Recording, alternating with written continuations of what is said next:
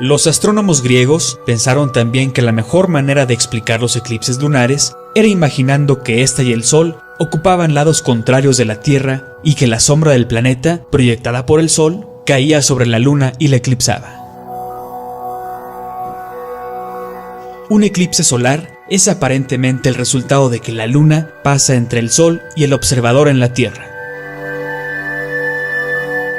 Se han realizado simulaciones y pruebas que demuestran que los eclipses ocurren perfectamente en este modelo geocéntrico de Tierra plana.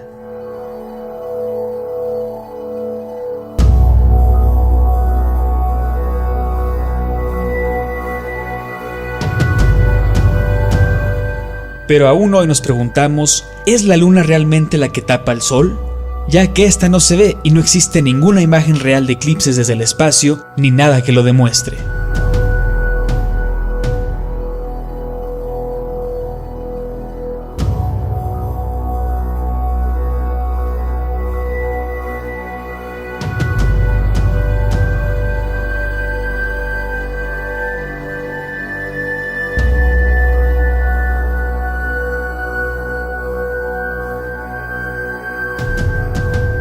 Un eclipse de luna surge de una sombra de la Tierra, pero es una afirmación que no está realmente comprobada. Esto se puede escuchar algo extraño, pero vamos a ver el porqué, desde la perspectiva terraplanista. Durante la luna llena, se puede ver cómo todo el disco brilla intensamente, un efecto que desde una superficie esférica es imposible.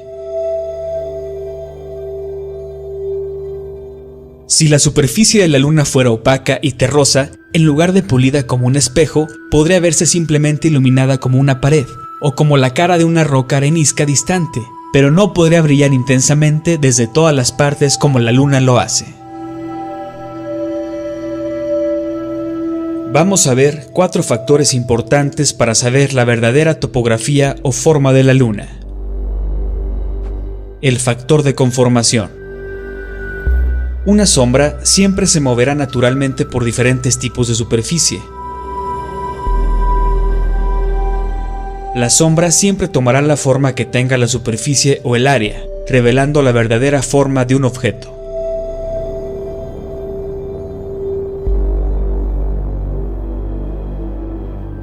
Esto nunca pasa en la superficie de la Luna durante un eclipse.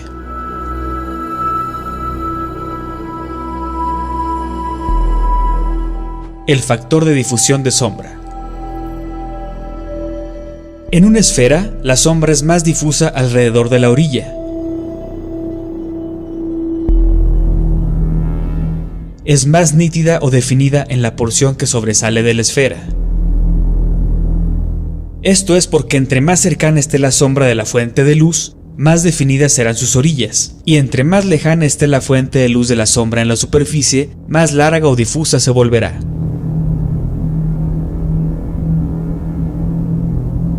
La sombra no solo sube y baja, se estira, se dobla con la superficie y se hace más nítida o difusa.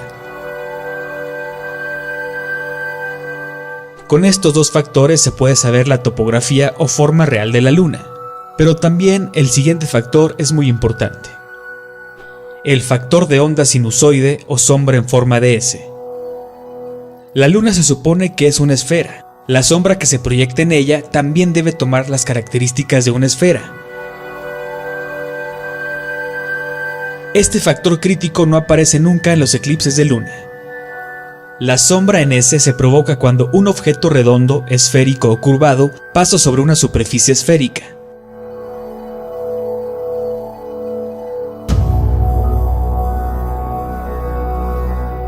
Mientras la sombra se mueve sobre la esfera, ésta se va adaptando alrededor de su curva. La sombra tomará el contorno esférico y seguirá siempre las orillas cercanas debido a la perspectiva.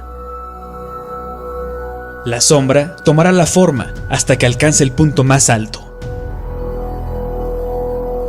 Mientras la sombra pasa el punto medio, se empieza a doblar de una manera curvada. Cuando una sombra se mueve a través de una esfera 3D, el centro o la parte cercana de la esfera para el observador es la más delgada. Entre más grande sea la esfera, más se notará el ángulo de su curvatura. Al final siempre se verá la curvatura. Cuando nosotros vemos cualquier eclipse lunar, no se ve esa curvatura, ni estiramiento, ni cambio en la nitidez de la sombra. De hecho, en cada eclipse de luna se ve como si hubiera un disco moviéndose a través de otro disco plano, como se ve en esta imagen.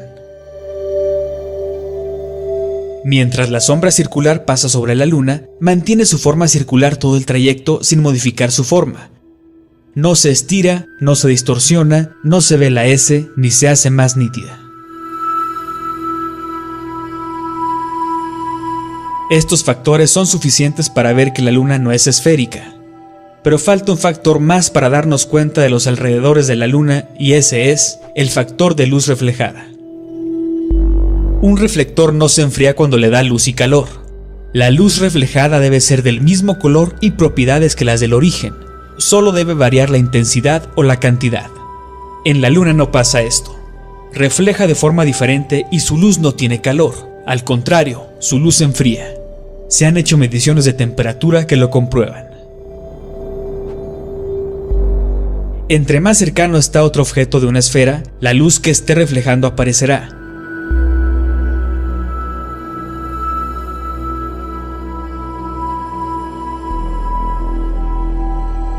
Durante un eclipse, nos dicen que la luna está reflejando la luz de la Tierra, pero ¿la Tierra refleja luz a la luna? Si eso fuera cierto, entonces no existiría la fase de luna nueva, que es cuando la luna no se ve y desaparece. Si la luna estuviera en la oscuridad total, entonces debería ser iluminada por la Tierra, porque es cuando supuestamente está más cerca, pero eso claro que no sucede. Entonces, las observaciones y experimentos llevan a la conclusión de que la luna brilla con luz propia. No es un reflector de la luz del sol, sino absolutamente autoluminosa. Se ha demostrado que la Tierra no tiene movimiento orbital ni axial, y por lo tanto, nunca podrá interponerse entre el Sol y la Luna. Según las pruebas de la Tierra, vivimos en un plano, siempre debajo del Sol y la Luna. Por lo tanto, hablar de su intercepción con la luz del Sol y proyectar su propia sombra en la Luna es físicamente imposible. Además de las dificultades o incompatibilidades anteriores, hay muchos casos que registraron que el Sol y la Luna se eclipsaron cuando ambos estaban sobre el horizonte, sin estar alineados con la Tierra. Esto ha ocurrido en distintas fechas a lo largo de la historia, fenómenos que fueron registrados por astrónomos y observadores. Lo anterior no cuadra entonces con la idea de que un eclipse de luna surge de una sombra de la Tierra. Astrónomos en el pasado han llegado a la conclusión de que hay al menos un cuerpo no luminoso de magnitud considerable que está conectado como un satélite a esta Tierra, y existen lunas invisibles en el firmamento. Este satélite se llama el objeto sombra o antimoon, lo que hace posible los eclipses solo cuando los tres cuerpos, Sol, objeto y Luna, están alineados y cuando la Luna cruza el plano orbital del Sol, a un punto llamado el nodo. Entonces, un eclipse lunar ocurre cuando este cuerpo oscuro, no luminoso, pasa ante la Luna, o entre la superficie de la Luna y el observador en la superficie de la Tierra.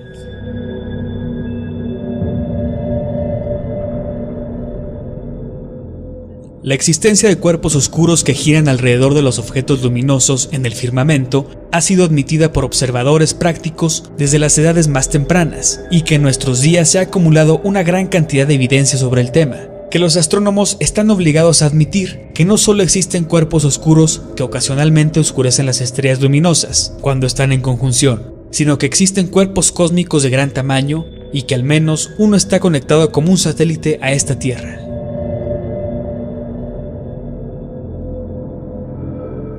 Muchas personas que no están familiarizadas con los métodos para calcular eclipses y otros fenómenos tienden a considerar tales cálculos como argumentos poderosos a favor de la doctrina de la Tierra esférica y la filosofía newtoniana en general, pero no tiene nada que ver.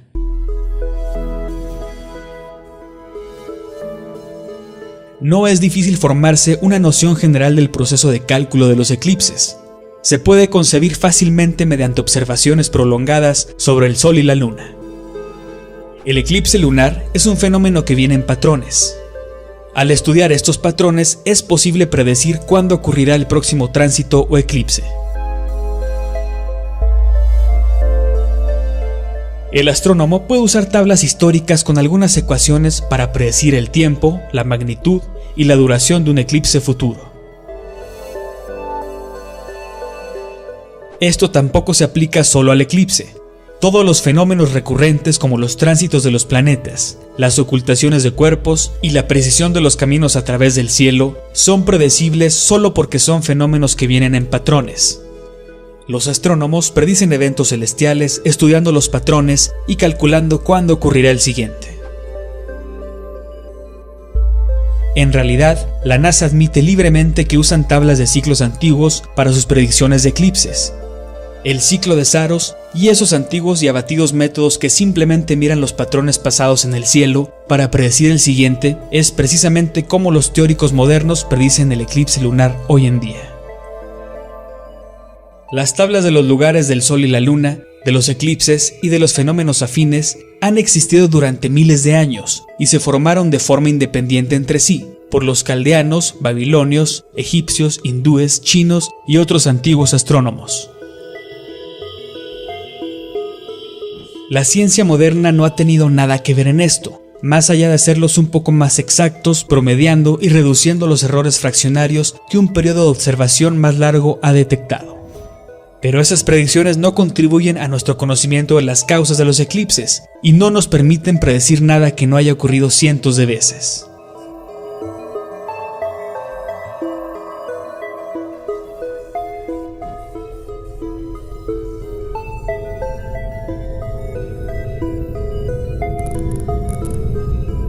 Si te gustó el video, suscríbete a Naof, compártelo y no te pierdas los futuros videoreportajes.